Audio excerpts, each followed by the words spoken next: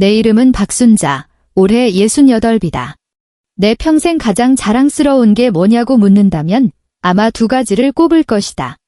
첫째는 동대문 시장 그 복잡한 곳에서 작은 옷감 가게 하나로 아들 강민호를 홀로 키워 명문대까지 보낸 것. 둘째는 그 아들이 출세해서 대기업에 다니고 예쁜 며느리까지 얻어 나 같은 늙은 과부가 친척들 앞에서 어깨 좀 펴고 살게 됐다는 거다.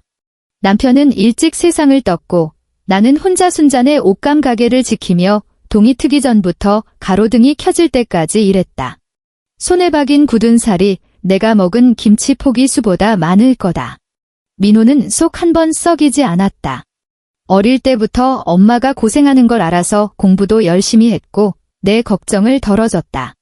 아들은 졸업 후 삼성에 입사해 차근차근 승진했고 나는 양복을 빼입은 아들의 모습을 보며 평생 한 고생이 다 씻겨나가는 것 같았다. 3년 전 민호와 며느리 최지연이 내게 말했다. 어머니, 평생 고생하셨으니 이제 그 작은 가게는 그만두세요.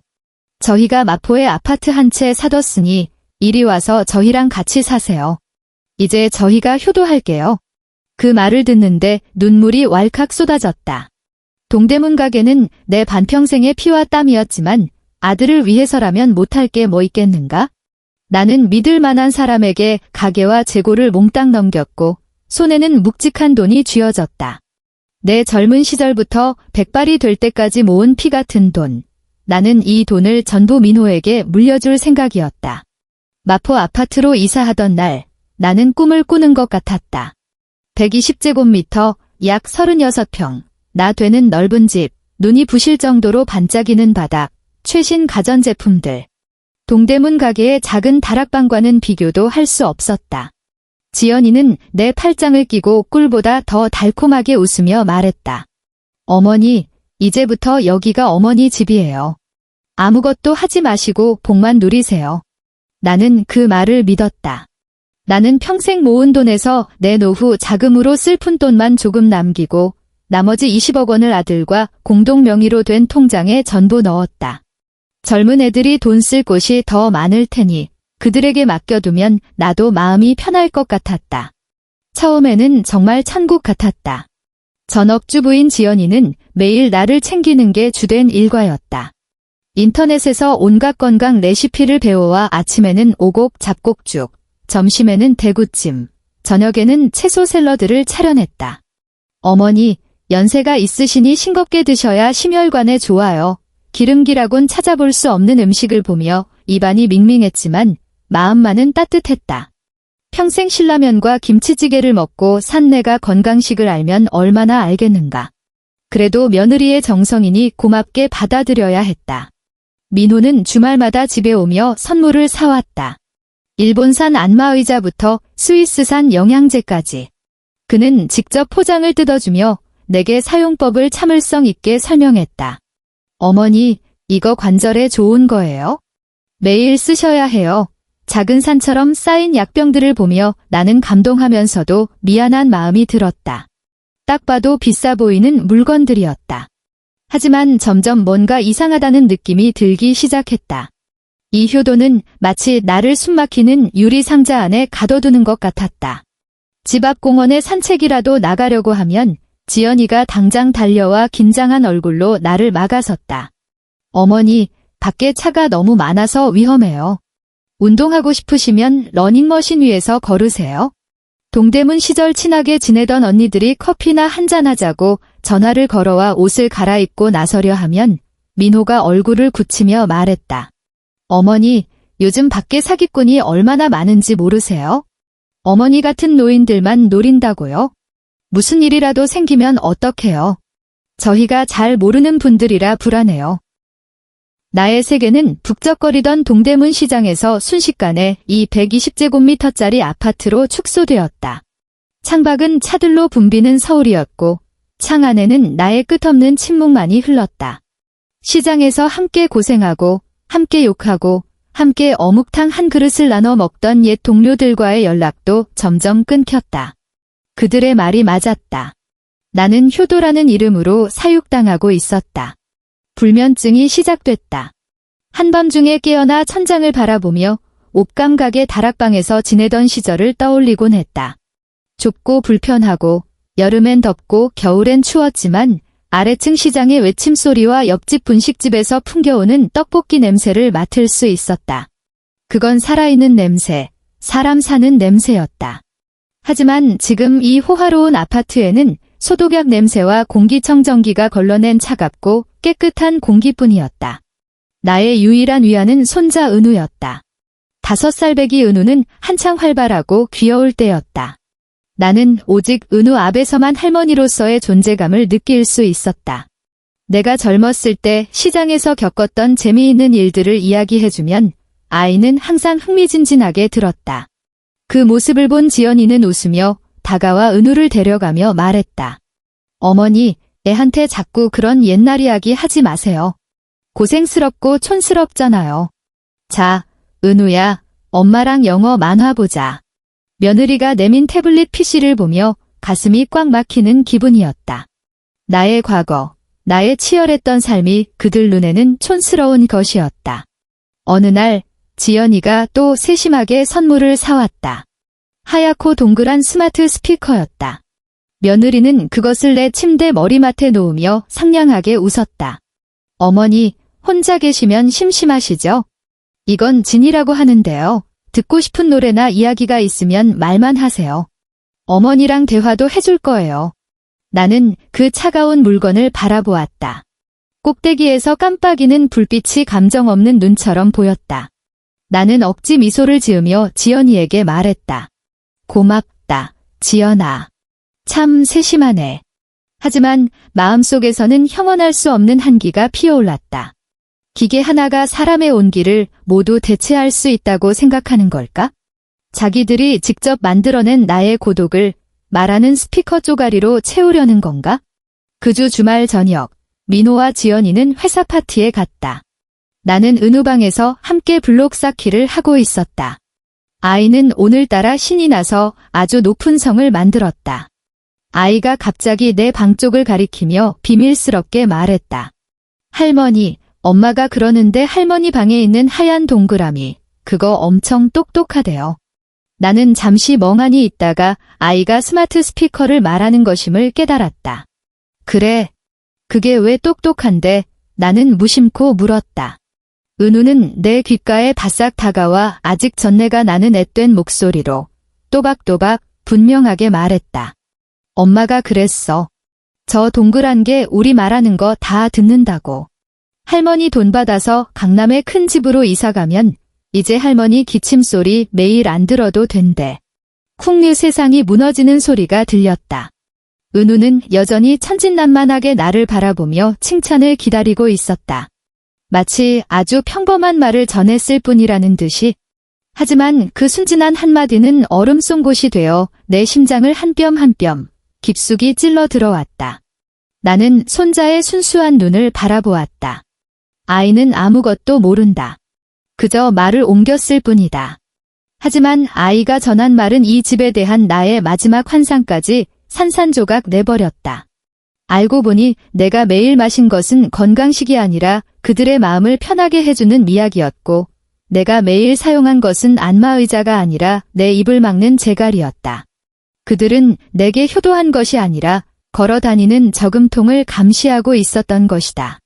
그리고 나는 이 기침이나 해대는 거추장스러운 늙은이는 그들이 강남의 호화주택으로 가는 길에 잠시 참고 견뎌야 하는 걸림돌에 불과했다. 그 순간 온몸에 피가 차갑게 식는 것 같았다.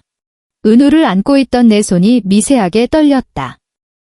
나는 억지로 우는 것보다 더 보기 흉한 미소를 지으며 은우의 머리를 쓰다듬었다. 목소리는 내 것 같지 않게 잠겨 있었다. 그랬어. 우리 은우 착하네. 엄마 말도 잘 기억하고. 나는 은우를 달래 이를 닥이고 아이가 가장 좋아하는 공룡 이야기를 해주었다. 아이가 고른 숨을 내쉬며 깊이 잠들 때까지. 나는 이불을 잘 덮어주고 이마에 가볍게 입을 맞췄다. 아이는 죄가 없다. 이 차가운 집에서 유일하게 따뜻한 존재였다. 은우의 방문을 닫고 나는 내 방으로 돌아가지 않았다. 유령처럼 소리 없이 거실로 나갔다. 어둠 속에서 창밖 도시의 네온사인만이 반짝이는 바닥에 얼룩덜룩한 그림자를 드리웠다. 마치 나를 비웃는 귀신의 얼굴들처럼. 나는 소파에 앉았다. 뼛속까지 파고드는 한기가 온몸으로 퍼져나갔다.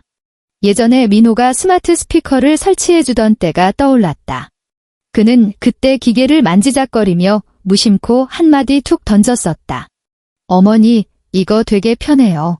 모든 대화 기록이 클라우드에 저장돼서 얘가 무슨 말 했는지 잊어버리면 언제든 찾아볼 수 있어요. 클라우드 기록. 그 네 글자가 번개처럼 혼란스러운 내 머릿속을 갈랐다.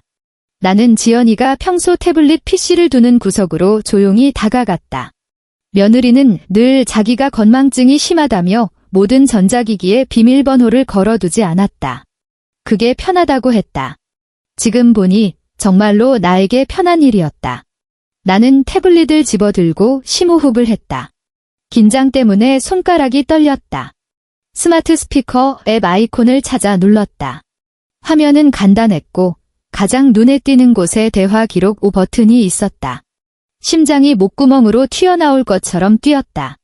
나는 그 버튼을 눌렀다. 날짜와 시간 순서대로 녹음 파일들이 가지런히 정렬되어 있었다.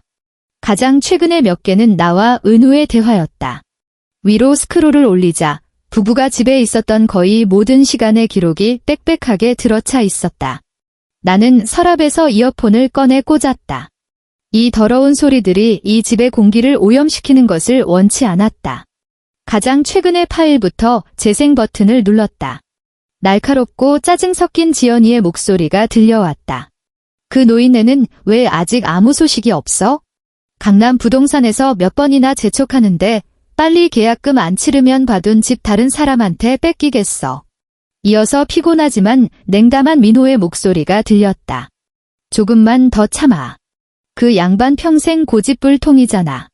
너무 몰아붙이다가 마음 바꾸면 어떡해? 돈만 손에 들어오면 제주도로 요양 보내드린다고 하자. 공기 좋은 데로. 지연이가 코웃음을 쳤다. 요양. 말은 좋지. 그냥 제일 싼 요양원에 처박아 두면 그만이잖아. 핸드폰 뺏고 주소 숨기면 아무도 못 찾아. 우리 앞에서 맨날 기침에 대는 꼴 안 봐도 되고 듣기만 해도 짜증나. 속이 울렁거렸다. 내 마지막까지 다 계획해두었던 것이다. 제주도에서 햇살을 즐기는 게 아니라 이름 모를 구석에 쓰레기처럼 버려져 죽든 살든 내버려질 운명이었다. 나는 떨리는 손으로 계속해서 다음 파일을 들었다. 내 아들, 내가 피땀으로 키워낸 자랑스러운 내 아들이 도대체 무슨 생각을 하는지 알고 싶었다. 그리고 곧 듣게 되었다. 내가 깊이 잠들었다고 생각했을 한밤중의 대화였다. 지연이가 투덜거리고 있었다. 진짜 못해 먹겠네? 매일 그 늙은 얼굴 보면서 효부인 척하는 거 토 나올 것 같아. 그깟 돈 때문에 내가 진짜 희생이 너무 크다. 그리고 민호의 목소리. 내가 30년 넘게 들어온 그 목소리가 지옥에서 온 악마처럼 낯설게 들렸다. 그가 말했다. 돈만 받으면 저 노인네는 쓸모없어. 우리 인생은 이제 시작이야. 우리한테 부모는 필요 없어. 더 나은 삶이 필요할 뿐이지. 우리한테 부모는 필요 없어. 더 나은 삶이 필요할 뿐이지. 그 말은 녹슨 톱날이 되어 내 심장을 계속해서 긁어댔다. 온몸이 얼음장처럼 차가워지고 이가 딱딱 부딪혔지만 이상하게 눈물 한 방울 나오지 않았다. 마음이 죽어버린다는 게 이런 기분일까? 나는 마침내 깨달았다. 그들 눈에 나는 어머니도 가족도 아니었다. 그저 언제든 돈을 빼내고 다 빼내면 파기해버릴 수 있는 걸어다니는 통장이자 도구일 뿐이었다. 나는 뜬 눈으로 밤을 새웠다. 모든 녹음 파일을 다 들었다.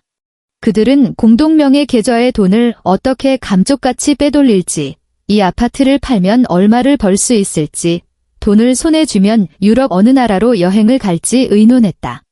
모든 대화는 미래에 대한 희망으로 가득했지만 그 희망 속에 내 자리는 없었다. 날이 밝았다. 나는 평소처럼 방에서 나와 식탁에 앉았다. 지연이가 김이 모락모락 나는 그릇을 내 앞에 놓았다. 여전히 현모양처의 얼굴을 하고 있었다. 어머니, 특별히 전복죽 끓였어요. 몸에 좋으니까 어서 따뜻할 때 드세요. 나는 그 죽을 보며 역겨움을 느꼈다. 그릇을 살며시 옆으로 밀어냈다. 지연이의 얼굴이 즉시 굳어지며 밤새 쌓인 짜증이 폭발했다. 어머니, 제가 새벽부터 힘들게 끓여드렸는데 왜 또 정성을 무시하세요? 저희가 이렇게까지 모시는데 도대체 뭐가 그렇게 불만이세요? 진짜 부모 모시는 게 무슨 소용인지 모르겠네. 그 말은 녹음 속 대사와 완벽하게 겹쳐졌다. 나는 고개를 들어 분노로 일그러진 며느리의 얼굴을 바라보았다. 그리고 지난 3년간 가장 환하고 가장 진심 어린 미소를 지었다. 나는 차분하게 그녀를 보며 또박또박 말했다. 내 말이 맞다. 나 오늘 나갈게. 두 사람은 얼어붙었다. 방에서 막 나오던 민호도 그 말을 들었다.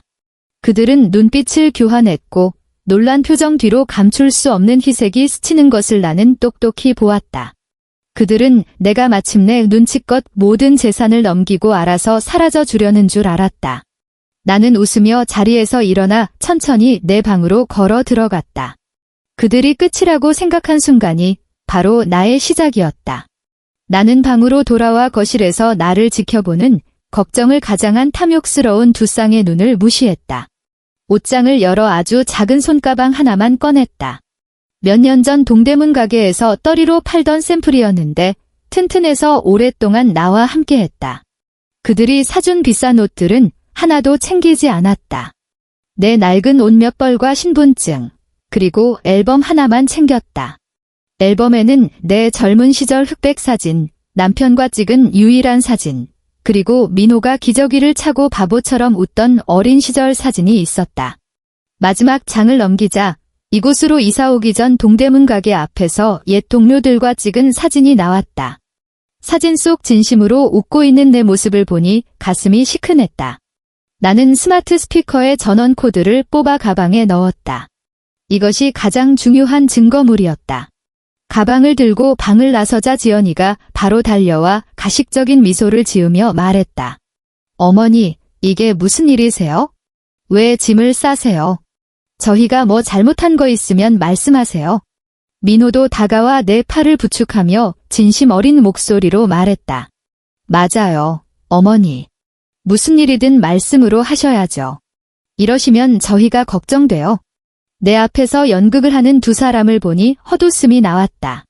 나는 민호의 손을 가볍게 뿌리치고 미소 지으며 말했다. 너희는 잘했어. 아주 잘했지? 그냥 내가 좀 걷고 싶어서 그래? 은행에 볼일 좀 보고 옛 친구인 김 사장네 집에서 며칠 있다 올 테니 찾지 마라. 은행에요. 민호와 지연이의 눈이 동시에 반짝였다. 그들은 서로 눈빛을 교환했다. 내가 모든 돈을 아들 명의로 옮기거나 공증이라도 받으러 가는 줄 아는 게 틀림없었다. 그럼 어머니, 길 조심해서 다녀오세요. 민호의 목소리에는 억누를 수 없는 흥분이 묻어났다. 맞아요, 어머니. 빨리 다녀오세요. 집에 어머니가 안 계시면 안 되죠의 지연이도 서둘러 거들었다. 나는 고개를 끄덕이며 그들의 가증스러운 얼굴을 보고 속으로 비웃었다. 나는 뒤도 돌아보지 않고 현관으로 향했다. 만약 돌아봤다가 그들의 참을성 없는 표정을 보면 토할 것 같았기 때문이다. 아파트 문을 나서 바깥의 신선한 공기를 마시니 마치 무덤에서 기어나온 기분이었다. 나는 한치의 미련도 없이 가장 가까운 국민은행으로 향했다. 그들은 내 돈이 전부 그 공동명의 계좌, 자기들이 언제든 가져다 쓸 수 있는 그 계좌에 있다고 생각했다. 나를 너무 얕봤다. 나 박순자는 동대문 시장에서 온갖 인간들을 반평생 상대해왔다. 어떤 인간들을 못 받겠는가? 내 목숨 같은 전 재산을 남의 손에 완전히 맡기는 건 바보나 하는 짓이다. 나는 창구로 가서 신분증을 내밀며 말했다. 안녕하세요. 계좌 분실 신고하러 왔습니다. 내가 신고한 것은 바로 민호와 나의 공동명의 계좌였다.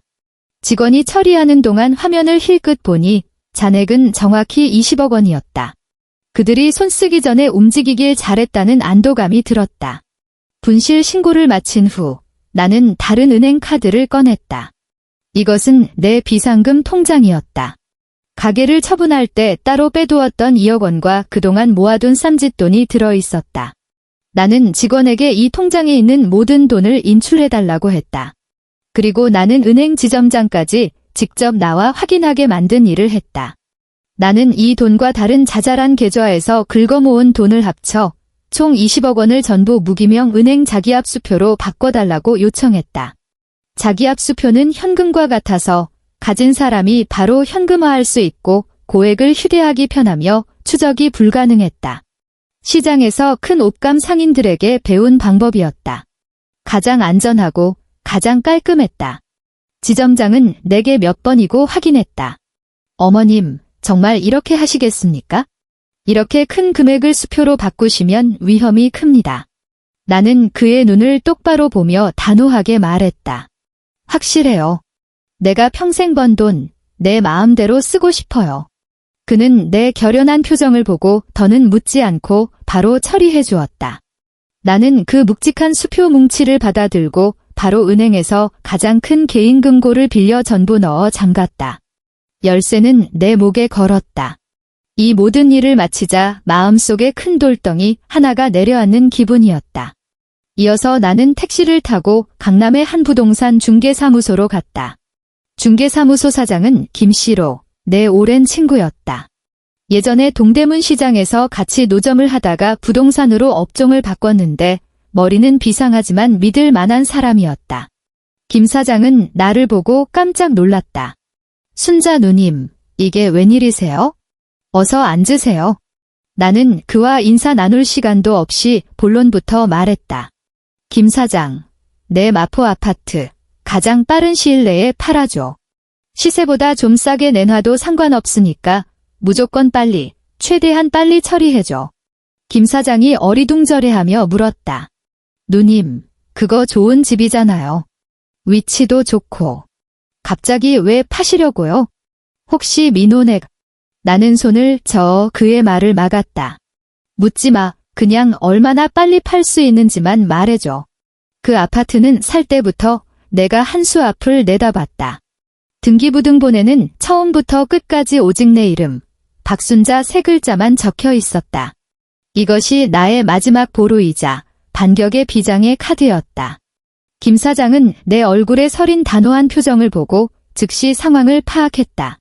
그는 더 묻지 않고 전화를 들어 고객들에게 연락하기 시작했다.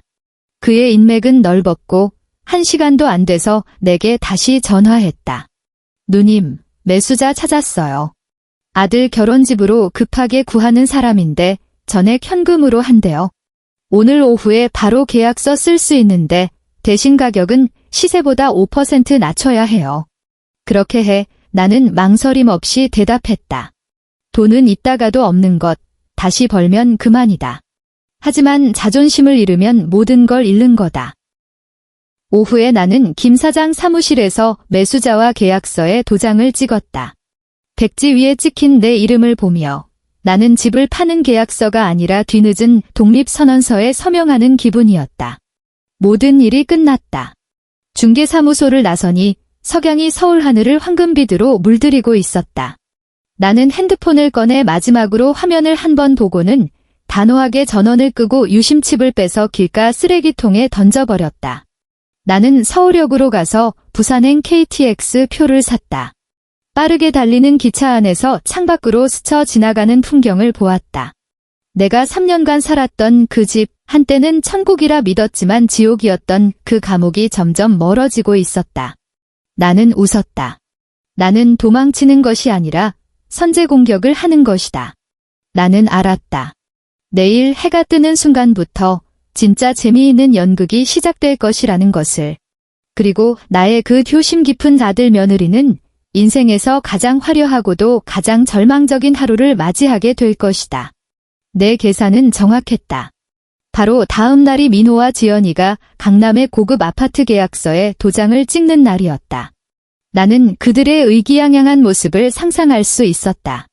지연이는 분명 가장 비싼 샤넬 투피스를 차려입고 민호의 팔짱을 낀 채 이미 강남 사모님이라도 된 것처럼 턱을 치켜들었을 것이다. 민호도 성공한 사업가인 척하며 부동산 중개인에게 이래라 저래라 했겠지. 그들은 아마 집으로 가는 길에 등기를 치고 나면 어떤 친구들을 불러 화려한 집들이를 열지. 그래서 자신들이 얼마나 성공했고 효자인지를 과시할지 의논했을 것이다. 그들은 자신만만하게 은행에 들어가 VIP 창구로 가서 자신들의 미래가 가득 담겨 있다고 믿는 그 공동명의 카드를 내밀었을 것이다. 지연이는 아마 네일 아트 예약 시간에 늦겠다며 은행 직원을 재촉했을지도 모른다. 그러면 은행 직원은 직업적인 미소를 띤 채 내가 그들을 위해 준비한 대사를 읊었을 것이다. 죄송합니다. 강민호 고객님, 최지연 고객님. 이 계좌는 명의자 본인에 의해 분실 신고되어 동결되었습니다. 현재 잔액은 0원입니다. 0원. 그 숫자는 그들에게 어떤 욕설보다도 더 귀에 거슬렸을 것이다. 나는 지연이의 정성 들여 화장한 얼굴이 순간적으로 일그러지는 모습을 눈에 선하게 그릴 수 있었다. 그녀는 품위도 잊은 채 소리쳤을 것이다. 무슨 소리예요? 뭔가 잘못 안 거 아니에요? 여기 20억이 들어있다고요. 20억. 그리고 내 착한 아들 민호. 언제나 자신을 품위 있고 우아하게 포장하던 그 남자는 어떻게 했을까? 아마 은행의 번쩍이는 대리석 바닥에 주저앉아 뼈가 모두 뽑힌 인형처럼 창백한 얼굴로 멍하니 있었을 것이다. 그들은 미친 듯이 내게 전화를 걸었을 것이다. 1번, 2번, 100번 하지만 수화기 너머에서 들려오는 것은 언제나 그 차가운 기계음뿐이었을 것이다. 고객님께서 전화를 받을 수 없어. 그들이 두 마리 머리 없는 파리처럼 은행 로비에서 무너지고 절망하고 어쩔 줄 몰라 할 때 한 통의 전화가 구명줄처럼 걸려왔을 것이다. 민호는 허둥지둥 전화를 받았겠지. 내가 드디어 마음을 돌렸다고 생각하면서. 하지만 전화기 너머에서는 내가 준비한 또 다른 목소리가 들려왔을 것이다. 바로 김 사장의 목소리. 그는 가장 사무적이고 감정 없는 말투로 말했을 것이다. 강민호 씨 되십니까? 부동산입니다. 어머님 박순자 씨 명의의 마포구 아파트 매매건 관련해서 새 집주인께서 모든 절차를 완료하셨습니다. 일주일 내로 집을 비워주시길 바랍니다. 구체적인 명도 절차는 추후 변호사를 통해 연락드릴 겁니다. 마른 하늘의 날벼락. 그들의 심정을 표현하기에 이 말조차 너무 온화할 것이다. 강남에 큰 집을 살 돈을 못 구한 것은 물론 이제는 몸을 누일 이 집, 자신들의 효도를 과시하던 그 모델하우스마저 잃게 된 것이다. 천국에서 지옥으로 떨어지는데 얼마나 걸릴까? 내가 내놓은 답은 단 하루다. 내 짐작은 틀리지 않았다.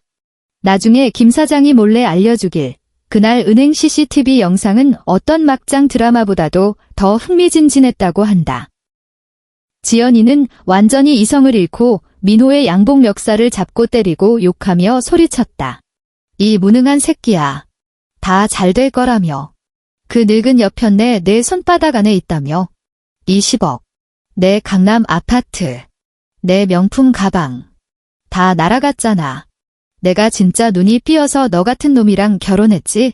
민호도 막다른 길에 몰리자 지연이를 밀치며 눈이 벌게져서 소리쳤다. 내가 할 소리야? 내가 그렇게 욕심부리면서 매일 내 귓가에 속삭이지만 않았어도 일이 이렇게 됐겠어? 내가 그 노인네 앞에서 매일 연기하는 게 좋아서 한 줄 알아? 내가 너보다 고생 덜 한 것 같아? 두 사람은 은행에서 큰 소리로 싸우며 모든 체면을 구기고 결국 경비원에게 끌려나갔다. 그들은 포기하지 않았다. 친척들에게 전화해 울며불며 내가 노망이 나서 사기꾼에게 속아 돈을 들고 도망갔다고 떠들고 다녔다.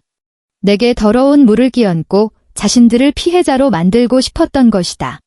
안타깝게도 그들은 또 한 번 계산을 잘못했다.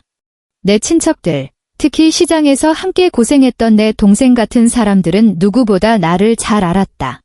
내 여동생은 민호의 울음 섞인 전화를 받고는 전화기 너머로 냉소했다. 민호야, 너 정신 나갔니? 누가 노망이 나도 내 엄마 박순자는 노망 안 나 동대문 같은 데서 혼자 옷감 장사로 성공한 사람이야. 주판알 튕기는 게 컴퓨터보다 빨라. 그런 사람이 돈 들고 튄다고? 해가 서쪽에서 뜨겠다.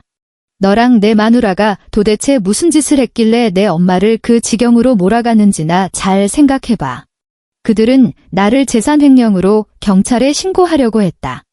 경찰서에 달려가 사정을 설명하고 자료를 보여주자 경찰은 바보를 보는 듯한 눈으로 그들을 쳐다봤다. 선생님, 그 공동명의 계좌는 박순자 씨가 명의자이므로 분실 신고할 권리가 있습니다. 아파트 역시 등기부등본상 박순자 씨 단독 명의이므로 처분할 권리가 있고요. 법적으로 이 재산들은 두 분과는 아무런 관련이 없습니다. 아무런 관련이 없습니다. 이 차가운 법률 용어가 그들을 무너뜨린 마지막 지푸라기였다. 일주일은 금방 지나갔다. 그날 새 집주인은 변호사와 이삿짐센터 직원들을 데리고 시간에 맞춰 찾아왔다. 민호와 지연이는 여전히 억지를 부리며 문을 막고 들어오지 못하게 했다. 하지만 변호사는 법원의 강제 집행 명령서를 꺼내 보이며 차갑게 말했다. 두 분께서 협조하지 않으시면 경찰을 부를 수밖에 없습니다. 제복을 입은 경찰을 보자 그들의 마지막 기세마저 꺾였다. 그들은 집에서 쫓겨났다. 마치 주인 잃은 개 두 마리처럼.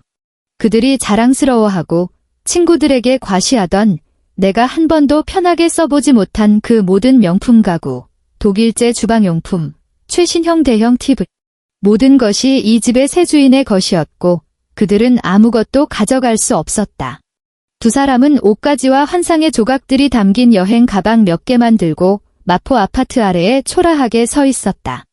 주위 이웃들이 손가락질했고 한때 그들의 효심을 부러워하던 시선들은 이제 노골적인 조롱과 경멸로 바뀌어 있었다. 김 사장 말로는 그날 지연이는 길가에 주저앉아 화장이 다 번지도록 울며 끝없이 욕을 퍼부었고 민호는 영혼 없는 조각상처럼 멍하니 서 있기만 했다고 한다. 천국에서 지옥으로 모두가 부러워하던 효자효부에서 집 없는 신세로. 나는 단 하루 만에 그들이 내게서 훔쳐간 모든 것을 되찾았다. 그리고 이 모든 것은 이제 시작에 불과했다. 나는 부산 바닷가에 바다가 보이는 작은 아파트를 빌렸다. 매일 늦잠을 자고 해산물 시장에 가서 가장 신선한 해산물을 사다가 고춧가루를 듬뿍 넣은 얼큰한 해물탕을 끓여 먹었다. 목구멍에서부터 위까지 따뜻해지는 그 느낌은 그 효도라는 감옥에서는 3년 동안 단 한 번도 느껴보지 못한 것이었다. 한 달 후 나는 때가 되었다고 생각했다. 서울에서 가장 유명한 로펌에 연락해 민호와 지연이에게 무언가를 보내달라고 의뢰했다. 그것은 소포였다. 안에는 하얗고 동그란 스마트 스피커가 들어있었다. 그리고 공증사무소에서 발급받은 두꺼운 공증서류 뭉치도 함께였다. 서류에는 그 스피커에 녹음된 부부의 모든 대화 내용이 글로 옮겨져 있었다. 모든 계산, 모든 악담, 모든 짜증이 흑백의 글자로 선명하게 찍혀 있었다. 소포 안에는 편지도 한 통 들어 있었다.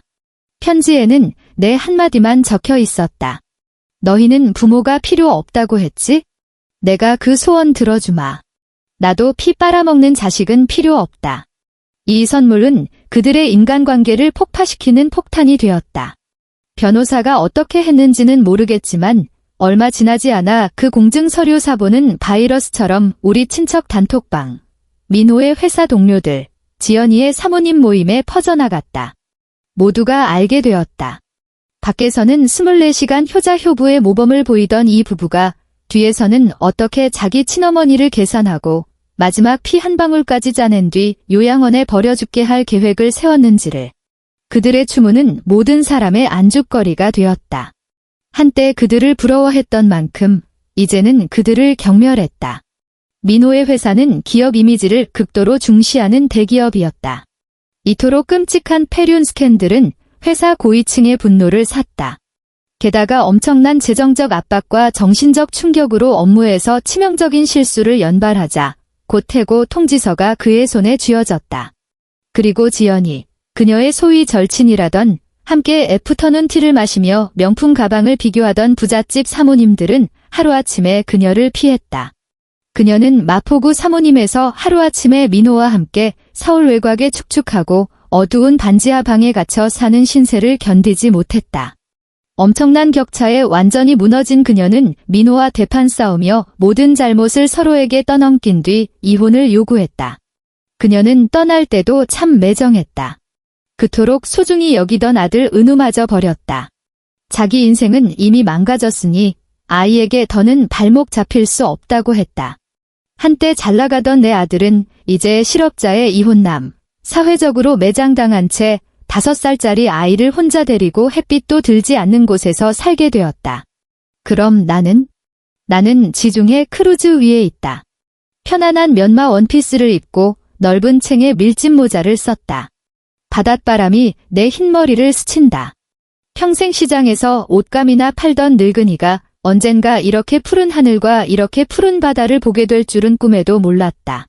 나는 은우를 잊지 않았다. 아이는 죄가 없고 나의 유일한 걱정거리다. 나는 내 자산의 일부로 아이를 위한 교육 신탁 기금을 설립했다. 이 돈은 변호사와 은행이 공동으로 관리하며 아이가 성인이 될 때까지 교육과 생활을 위해 쓰일 것이다. 하지만 이 돈은 단 한 푼도 그 무책임한 부모의 손을 거치지 않을 것이다. 나는 아이가 건강하고 안정적으로 자랄 수 있도록 보장하되 다시는 그들이 나를 협박하는 도구가 되지 않도록 했다. 핸드폰이 울렸다. 김 사장이 보낸 사진 한 장이었다. 사진의 배경은 시끄러운 길거리 같았다. 내 전 며느리 지연이와 초라해진 아들 민호가 얼마 남지 않은 재산을 두고 길거리에서 서로 머리채를 잡고 싸우고 있었다. 흉측하게 일그러진 얼굴, 추악한 모습이 마치 먹이를 두고 싸우는 들개 2마리 같았다. 나는 그 사진을 조용히 바라보았다. 마음속에는 분노도 통쾌함도 없었다. 오직 평온함만이 가득했다. 나는 조용히 사진을 삭제하고 핸드폰을 꺼서 가방에 던져 넣었다. 웨이터가 황금빛 샴페인 한 잔을 가져다 주었다. 잔 속에서 기포가 즐겁게 피어올랐다. 나는 잔을 들어 눈앞에 끝없이 펼쳐진 푸른 바다를 향해 가볍게 들어 올렸다. 부모가 필요 없다고? 좋아. 이제부터 너희에겐 정말로 부모가 없는 거다. 그리고 나, 박순자는 마침내 나 자신을 위해 제대로 한번 살아볼 것이다.